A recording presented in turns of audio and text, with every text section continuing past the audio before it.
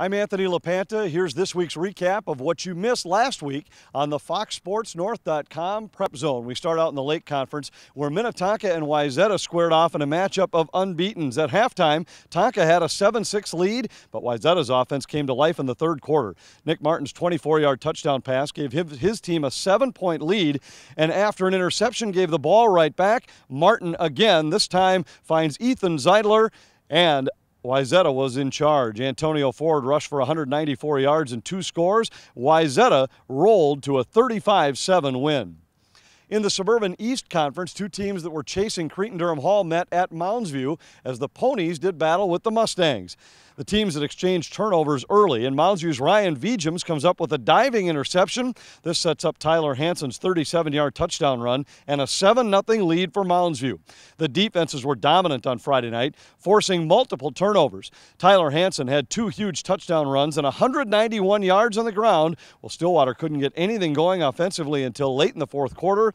The Mustangs hold off the Ponies and win 21-14. Rosemount was trying to bounce back from a loss against Lakeville North last week. This week, they set their sights on undefeated Lakeville South and quarterback Mitch Leidner. After Lakeville South scored the only 3 points of the first half, they recovered a fumble on the first snap of the third quarter and drove the short field to take a 10-0 lead on Mitch Leidner's quarterback sneak. After a defensive stop gave the Cougars the ball again, Leidner went to the air, hit a 30-yard completion to set up a short touchdown pass. That was all the Cougars would need. They go on to a shutout win of 17-0. Speaking of shutouts, Hastings did battle with Eastridge in a defensive showdown in the Suburban East Conference. It was scoreless through 3. It was the Hastings defense that broke the tie. A safety put them in front 2-0. And the Raider offense took the ensuing kickoff and drove down the field to the Raptor 15, where back-to-back carries by Tyler Mellick finally netted the game's only touchdown. After dropping several close ones this year, Hastings finally gets their first win, 9-0.